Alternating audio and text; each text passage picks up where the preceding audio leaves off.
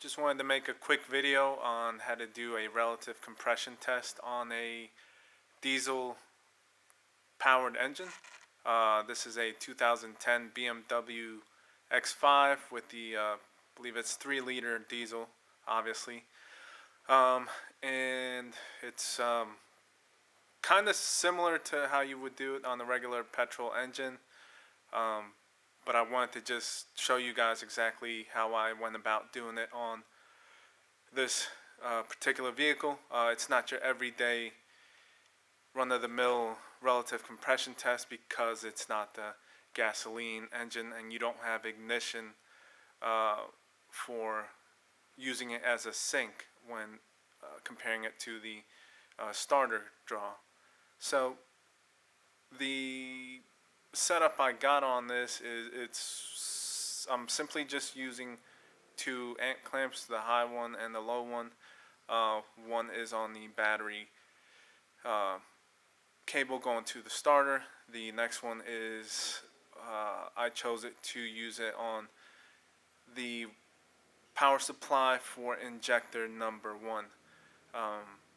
On these diesels, you're going to use the injector as you would with ignition. So to get you a visual, the computer on this E70 X5 lives in what they call the E-box, which is here in the engine compartment. That is the what they call the DDE, digital diesel electronics. And then the battery is in the trunk like most BMWs, so it comes up to this jump port, and then this big cable then goes down to the starter and alternator. So I've got my clamp on that cable, so that'll pick up the starter current draw, and then down here in the E-box, obviously using service information, you locate your connector for the injectors. And on this one, after looking it up, it is the first connector to the left. If you're looking at it this way, it basically closest to the passenger side. It is the first connector. It houses all 6, this guy here, all 6 injectors. And another way to confirm is this harness here with the twisted pair of 6 wires. That is your injector harness. These are what they call piezoelectric injectors, not conventional solenoid.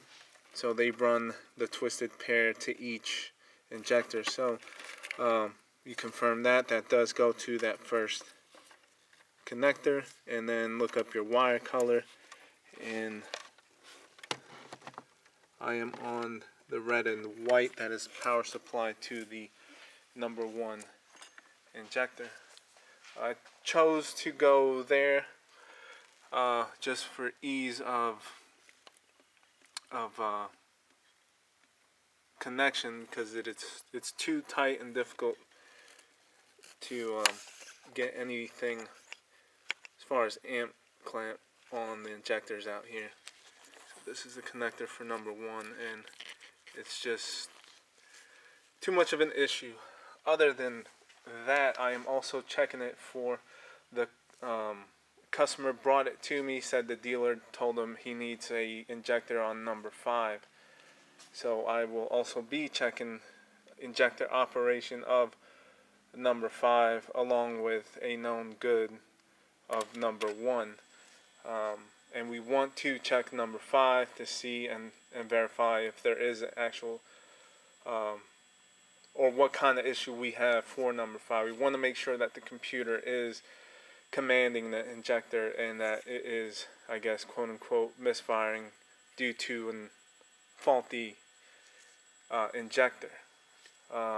But first, to avoid any problems, I did want to do a relative compression before going forward with anything. So like I said, it's actually one of my first on a diesel. So again, syncing with injector 1, got the one on the battery, and to disable this, for making it just crank and not start. Again, with service information, this does have an electric fuel pump, which then brings fuel up to the high pressure pump, and so on and so forth. So I wanted to take the electric fuel pump out of the equation, and on this E70, it is that module there, and that black connector that I have unplugged. So this is the fuel pump control module for the electric fuel pump, and the small black connector 2-wire that goes down to the actual fuel pump in the tank. So obviously, if you remove that, unplug it, you cut power to the pump, and you will be able to do a cranking no start situation. If there was some fuel in the system, it'll burn that off until there's no more. That was my first capture there, but I will do a second one to show you what that looks like.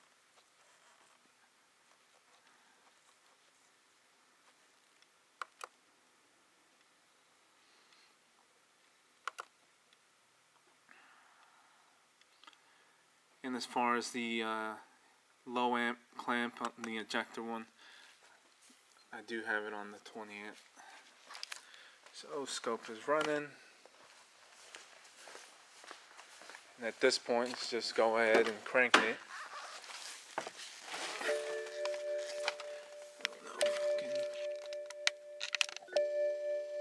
Get you a quick shot.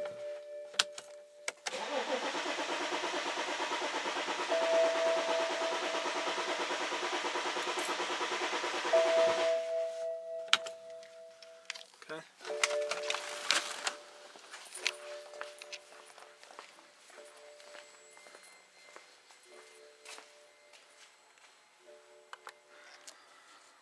So there you go. That is something you'd be used to seeing on regular relative compression testing. The red trace obviously is number 1 injector. These will fire, I guess, quote unquote, around TDC on these diesels. And as you can see, here's cylinder 1, cylinder 1, cylinder 1, and your amperage draw for the cylinders. Yeah, this one seems to look a little low, but nothing at this moment that would consider me to stop at that point.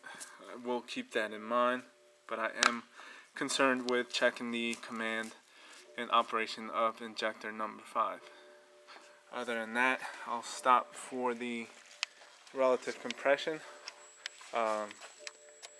portion of this. That's just a quick video of how to do one on a diesel. Okay, so I am continuing on working on this 2010 BMW X5 with the diesel, 3-liter diesel, and the main concern is of cylinder 5 misfiring. The dealer told him that he needed a fuel injector, so the customer brought it to me, wanted me to replace it, but before going forward with that, I wanted to do a little bit of testing or checking to see what was going on with the vehicle. And what I've done so far is I've done a relative compression test, and number 5 did seem to come a little bit lower than the rest. It wasn't completely a dead hole looking type of waveform. For number 2, it just was lower. So I've got that in the back of my mind. But the other thing then that I wanted to do was to check the injector circuit or command and operation from the DDE, the computer, and seeing how the injector is being commanded or operating compared to a known good cylinder that is not logging any faults for misfiring. So what I've done is I've got 2 clamps on 2 separate injectors. One is on cylinder 1, the other is on cylinder number 5, and I am letting the engine run, graphing that out, and at the same time I have a lead on the fuel pressure or the rail pressure sensor. And what I wanted to do was to see if at the same time that I'm running the engine and the injectors are being commanded, if it's being commanded on number 5, that if we're able to see any type of fuel change rate voltage wise on the rail pressure sensor, to be able to try to give me some sort of idea of what's going on in the fuel rail when injectors are being commanded. Being that this is a diesel, kind of trying to go about it in the way where I can try to diagnose and see something scope wise. So I will get you a shot of the setup. This is obviously the high pressure rail sensor tapped into the signal line. I still got my clamp on the battery lead, and here I am on, let me get around this, 2 injectors, 2 clamps. This red and white is cylinder number 1, and the second clamp is on cylinder number 5. Now I've gone ahead and plugged in the fuel pump control module so that the engine can run.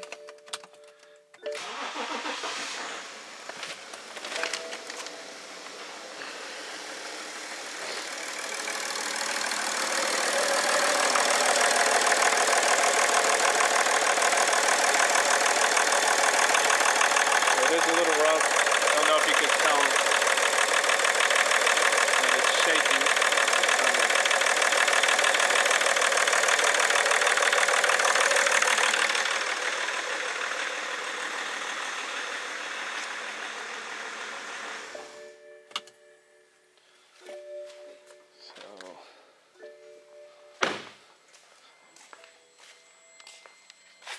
That is how it runs, and I'll get you a shot of the waveform. Okay, so here is the capture from it idling.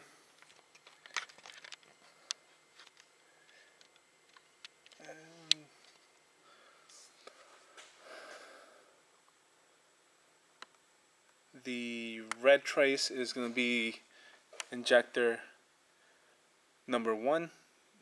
The green trace is injector 5. So obviously we're seeing both being commanded and come up on the screen.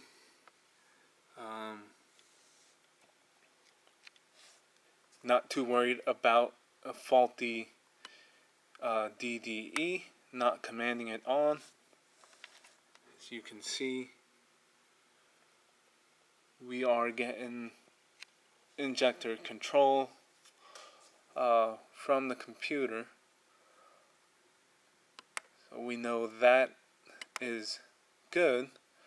Here is the, let me show you, that is the rail pressure sensor. This was when I had key off, keyed on. Some of the fuel gets in there from the lift pump. Actually, let me see. Let me actually back up from that.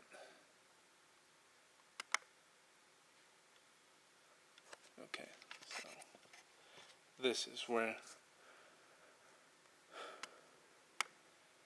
at this point, this was when there was no pressure in there. This was key on pressure from the lift pump. And on the next page, where it ramps up, is when the engine, this is the blue leads the battery starter draw. So that's cranking. High pressure pump increases fuel pressure, and that's what it runs on, that level. And what I ended up seeing or finding, or what I think I'm seeing, so what I've done is I put my rotational rulers and split them up. Got 6 going for each injector firing in the firing order. So we've got cylinder 1, cylinder 5, and so on. Obviously, cylinder 5 is the one I'm concerned with, syncing off cylinder 1. And then here is on the top my fuel pressure reading, which I will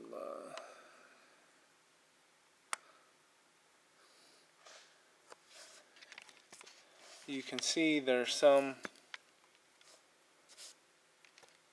let me back up. There are some changes in the way the pressure, I guess, drops and comes back up. And this is pretty good kind of graph of what I believe is going on. Okay, so here to the left we have cylinder 1 firing, and then 5, whether it was 3, 6, 2, 4, so on. But what I ended up noticing, obviously this, you see this quote-unquote anomaly, it's a lower drop in pressure, but then it seems to come back up, and what I'm going to call stabilize. You've got 2 injectors that seem to be dropping a little bit more, but what I believe could be going on, you have number 1 firing, and then this would be number 5, which doesn't seem to cross this marker line that I've got, and then it drops to the next cylinder, and then drops to the next cylinder, and then you've got a drop, and then you've got a drop, and continues back to number 1. The thing that I was initially looking for was big initial drops, almost like what I look for in regular petrol fuel pressure and injector comparisons. But what I ended up noticing on this one was I couldn't really, I was almost trying to force myself, saying that this drop was not a significant drop crossing that line, which this cylinder barely, even touched that line. And number 1, was kind of just crossing that line. And when I just was looking at it, the thing I noticed, all of them have what I would call an upward travel. So you got the drop and it travels. You've got drop and it travels up. Drop and it travels up. Drop and it travels up. Drop and it travels up. All of them do that, except for cylinder 5. Yeah, you do have some sort of drop, but it's stabilized.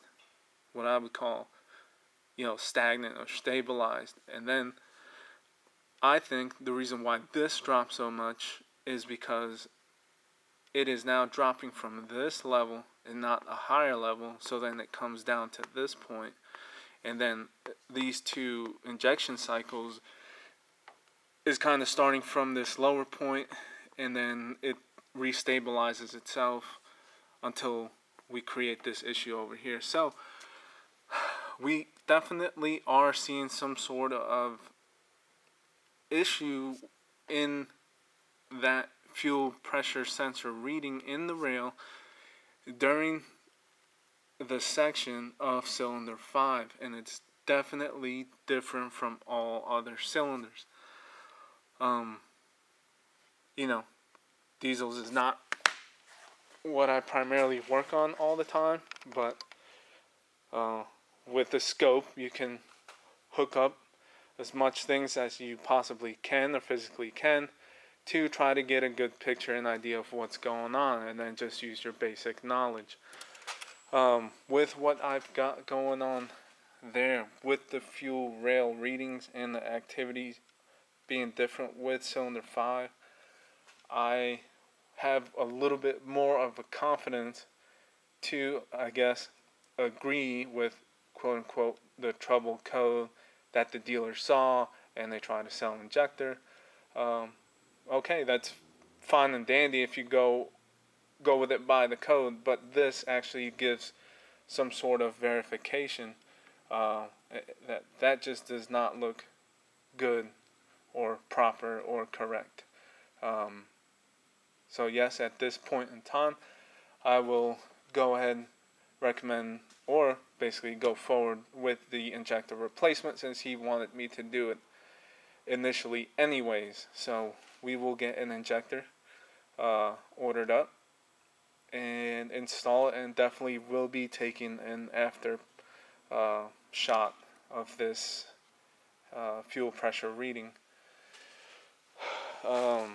As far as the relative compression showing number 5 lower than the others, I don't know exactly what to apply to that as of right now.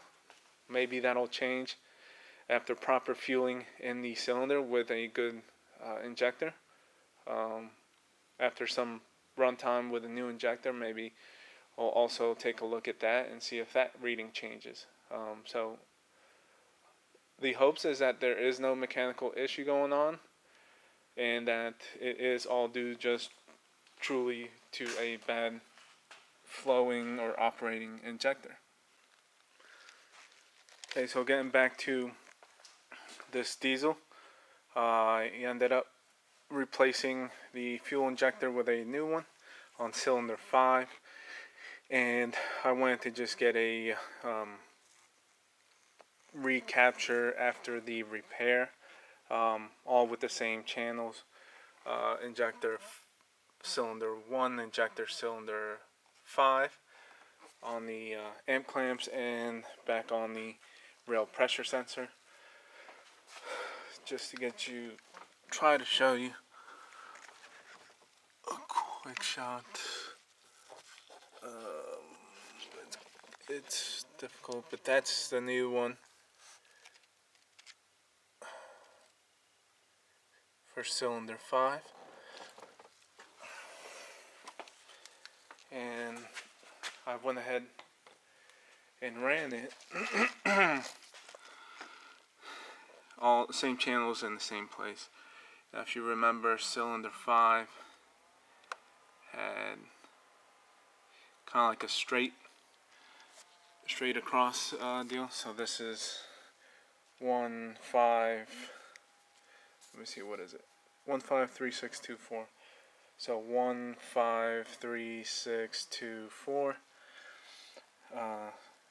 This was the one that was the issue beforehand, that I believe didn't have a drop or a rise, whichever one it was. I can't remember, but it basically went kind of straight across. You can definitely tell here now that we do have some curvature, down and up activity, compared to before, as we didn't. But if you pan across, you see something like that going on the separate cylinder, and that is this guy here. So it was 153.624. So 6 is not having that drop and rise. It is going straight across. Now I've started this maybe 1 or 2 times, let it idle for about 2 minutes each time, just quick checking. Haven't let it run and warm up that much, but I'm starting to see, and the second time that I let it run, I was starting to notice and feel a little bit more shaking. Wasn't terrible. It was definitely noticeable. And once I pulled this up, I believe that we're going to start to see code for cylinder 6 now misfiring. We know number 5 is good. We definitely can visually verify and confirm, especially from this fuel trace. But at the same time, we are also now seeing that 6 is not acting correctly. And I kind of had that bad gut feeling when I was in here making the repairs. And I ended up, when I was doing research on the repair, I believe there's a bulletin referring to the diesels in the E70 X5 chassis, and that is for injectors failing due to water damage, and water damage, basically intrusion, due to the cowl panels that go here. They tend to tear in this middle section, and water drainage then comes down heavily, particularly on these back 4, 5, 6 cylinders, obviously compared to the ones here up front. And when I was replacing the injector, there was water sitting, and you can see that rust buildup on the plastic, and that's injector 6 actually that we're looking at now. That bracket housing is full of rust, and when I had the intake off, you could tell water had been coming into this area on top of water being built up there. Now, before I disassembled everything, I did take the shop air and was blowing out as much as I can so I wouldn't get anything falling down into the cylinder when I had the injector removed. But here's cylinder 4. As you can see, there's definitely been water sitting, and even the white print number on the injector housing is kind of yellowish. If you can compare with the new one, see that QR code's definitely white print. So now, I believe through the removal and everything, maybe disturbing some of the system, we are now starting to see cylinder 6 drop out or not work properly, which obviously sucks. It's a pain in the rear, but it's, I guess, what the situation is. The main thing is that I know that for the future, I can use this definitely as a guide to check injector operation and have it not be something else on these diesels, along with obviously injector control from the computer. So there's a verified fix. It's rectified as far as fuel delivery on cylinder 5, and with this whole method we are definitely able to see the failing of another one. If that was good and all were good after replacing, all would look the same, but yeah. Again, I said, kind of sucks, but it's cool. We're able to see, and again, we're able to confirm what's going on. And being that it's also, now that I know that there is a known cause or situation with injectors failing due to water, which obviously we can see has happened, just gives us a little more confidence of what is going on with the vehicle. But nonetheless, again, some testing methods for these diesels, particularly on this BMW E70. Again, hope you liked and useful information.